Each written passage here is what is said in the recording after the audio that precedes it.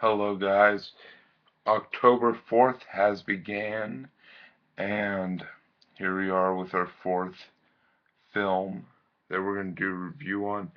I have two copies of the film.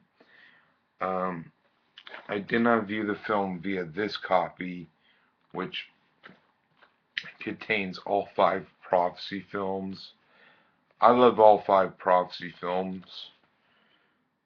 which we'll talk about the other four. But I also have it, and this is the copy that I've seen, and I'm gonna do a review of all these films for my 31 days of creamy horror goodness. So the first one, and I'm gonna do this and how they set up the disc, which has a variety of discs. That's the only reason why I bought this is just for review purposes only. I was gonna do multi-pack headache, but I'll do that with another set. But yeah, and the next one up in the set is Dracula 3 Legacy. So that's cool. And just for you guys, after I'm done telling you which one actually looks better, I gotta admit, I love Blu-ray. Blu-ray's meant to be look better, but I gotta admit that the DVD version that has four other films on it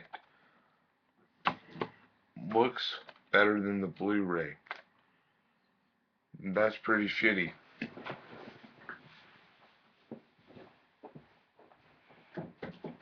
So yeah, we're done with that. Okay, now the Prophecy 2. If you know me, you know I love all five Prophecy films. Um, Let me pull up the information. Prophecy.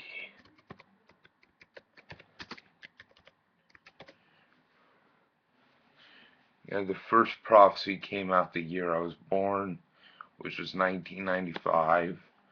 I didn't know if it's around the exact date I was born. Oh, September 1st, 1995. That's cool. I love all five Prophecy films. And the Prophecy one is, okay, I'm just going to give you a small little synopsis about the first Prophecy films, because I could talk about these Prophecy films for ages, because I love all the five of them. And I'm a big fan of the whole 90s Miramax Dimension horror catalog. Love a majority of them, even though that we're about to get to the worst with Halloween: The Curse of Michael Myers, which is going to be like I think about the third or fourth film. I meant or the fifth or sixth film, whatever. Um, the Prophecy 5 is just about this guy named Thomas Daggett. Thomas Daggett who lost his faith who lost his faith, and then through a whole bunch of a war in heaven brings him in a weird incident where he has this girl who has a soul in her that was brought into her by Eric Stoltz character, and then yeah, and then Christopher Walken stealing the scenes. All Christopher Walken in the first three films steals every scene. He's such a lovable actor. Um, yeah, it was a good film, and it was well done, and he has some really good performances. The the Prophecy one is the best made film out of all five of them. But actually, I think I do agree with that statement. And just in case you want to see the poster, it's right there. There's the poster for the Prophecy 2. Um, the Prophecy 2 is about Gabriel. Gabriel, oh, we have to tell you the complete thing. The Prophecy 2 is a 1998 horror, R-rated, direct-to-video, 87-minute fantasy horror thriller from director Greg Spence, who done Children of the Corn 4. I like Children of the Corn 4. Fucking sue me. I'd love Children of the Corn 4. I think that Children of the Corn 4 was a fantastic film. And this, The Prophecy 2 and Children of the Corn 4 are the only films that he done. Hey, we even have the worst Children of the Corn film in the set. Children of the Corn 666, Isaac's Return. Yeah, but that's two entries before. I like Greg Spence as a director. I wish that he would come back and do another film. But yeah, maybe he's more suitable with Game of Thrones or whatever. I think that's what he's doing. Anyways, The Prophecy 2 is um about Daniel, who's an angel who comes to Earth, to impregnate Jennifer Beals' character, and then Jennifer Beals is a doctor. I like their interactions with one another. It's really well done, and it's really well done. Jennifer Beals, I can understand. I could understand how a person could get annoyed with Jennifer Beals' performance in The Prophecy 2. I can understand.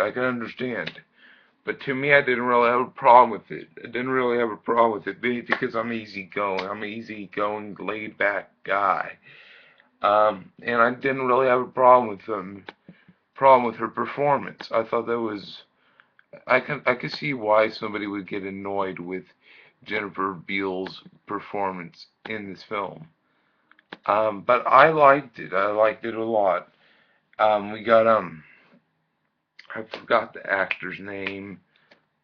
Let's see, the person who played Daniel, Russell Wrong. He done a good job in the film.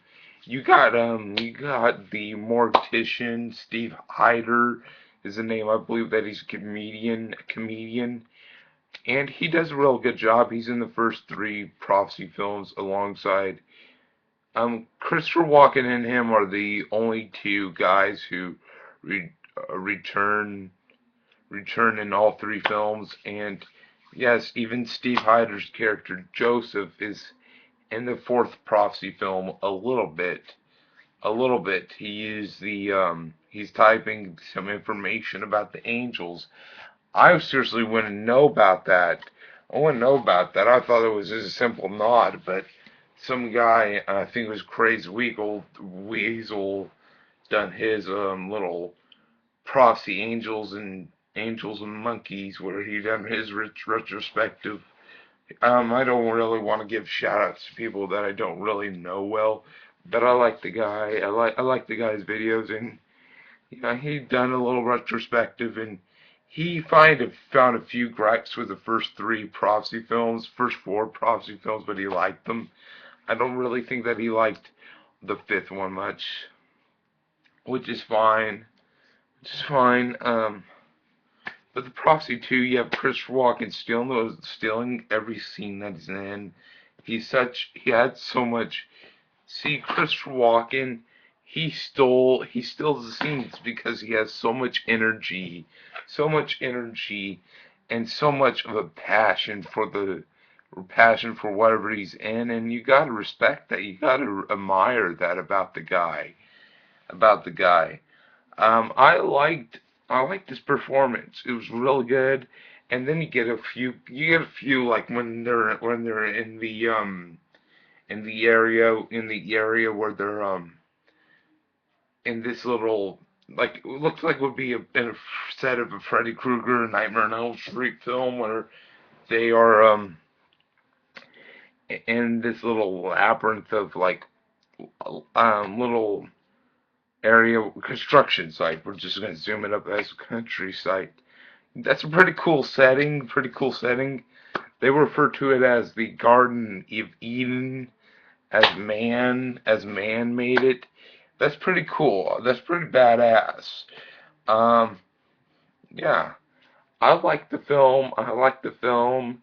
I thought the film was really good. Brittany Murphy has. I honestly don't care for her much as an actor. She didn't really convince me in Sin City as an actress, but I liked her in this movie. She sold her role as this, and I liked how they brought her about in this film. I brought her out about in this film. I thought that was solidly done. Solidly done. Um, Now my opinions um on the Prophecy 3. The Prophecy 3 is the most fun out of all five films. It's the most fun one out of all of them. It has the most fun aspects about the film. It's just a fun film all the way around. Patrick Lussier or Lussier, however you pronounce it. I say it Lussier because it's kind of our redneck mentality, whatever. But I like all of Patrick Lussier's films, despite me not seeing White Noise 2, but whatever. I like his films. I've seen all of them besides that one. Um, the Prophecy 4, it's it's different. It lacks the Christopher Walken, but it's still pretty decent. Um, See, the Prophecy 2 and 3 could come off as theatrical films to me, but the Prophecy 4 Uprising, you could definitely tell that's direct to video, and the Prophecy 5, you could definitely tell that 4 and 5 are direct to video, but they're still fun films. Unlike the first three Prophecy films, you have the energetic Christopher Walken that makes it seem have not seem makes it have life, makes it have oomph to it. Um, yeah, they are just more light. They're more light, and they are just more light films. They're light-hearted. They're more light-hearted. But the Prophecy 4 and 5 are more serious, and I kind of like it, and I like how the Prophecy 2 and the first three Prophecy films are develop a pretty excellent arc, and I love it that the first one wasn't even intending to be having a sequel. But there's a few things about the first prophecy films that can indicate that there's going to be. Just view it very closely. If you view it very closely, you could just see that there's going to be a few things in that film that will lead to the lead to the big arc of character arc of Gabriel. Gabriel, and it's pretty badass. It's pretty badass. You get this evil angel who believes that God, which I'm an atheist. I don't really believe in this stuff in the film, but it's still a good it's still a good piece of art. Yeah, but yeah, you get a good piece